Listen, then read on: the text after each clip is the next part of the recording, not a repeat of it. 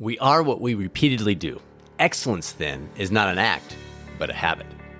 No surprise that statement is attributed to the person many identify as the greatest philosopher the world has ever known, Aristotle. What you may be surprised to learn is that Aristotle, despite all he brought to his followers, community, and history, was exiled from his home in Athens to Chalcis, where he eventually died. What does this have to do with being a catalyst?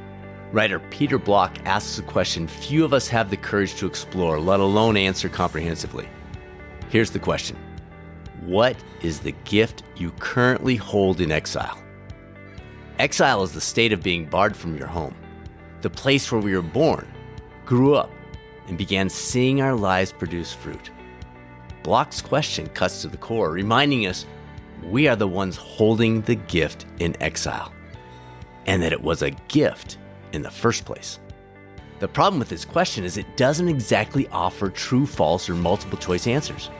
Our answers are unique and fully understood only to us. I've asked a handful of people the question since stumbling across it a few weeks ago, and I get it. You're making a mental note of the difficulty of spending time with me, aren't you? The typical response is, huh? Followed by, what do you mean, gift? And then finally, well, I guess something that comes to mind would be fill in the blank. Boom. Now the fun begins as we ponder potential initial steps going forward. And please don't assume this was an easy question for me. I've been wrestling with it too.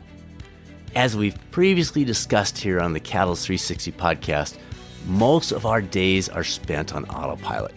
Henry Bergson, in his 1889 book that I've quoted previously, titled Time and Free Will, noted we have free will, but we rarely use our free will.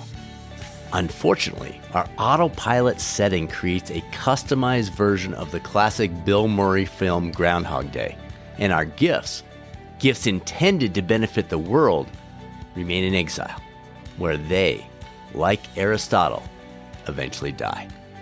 Intriguingly, but not surprisingly, a 2020 study from the Preventive Medicine Journal found older adults living with purpose, in other words, using their gifts, not only had greater positive impact, but were also more active, slept better, and had lower BMI, and even saw a reduction in smoking and relapse. While the gifts were being opened for the benefit of others, the opener is simultaneously reaping benefits across multiple aspects of life. So, what is the gift we each hold currently in exile? What might be the initial steps to bringing that gift back home? Or at least becoming pen pals with it initially? Reasons for exiling our gifts are endless, ranging from a hurtful comment from a parent or teacher to a fear that once opened, others won't share in our excitement. But gifts are meant to be opened and shared.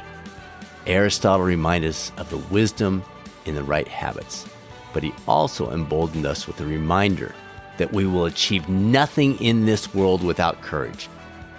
Maybe today is the day we tap into the courage to bring our exiled gift back home. Thank you for joining us for this bonus episode of the Catalyst 360 podcast.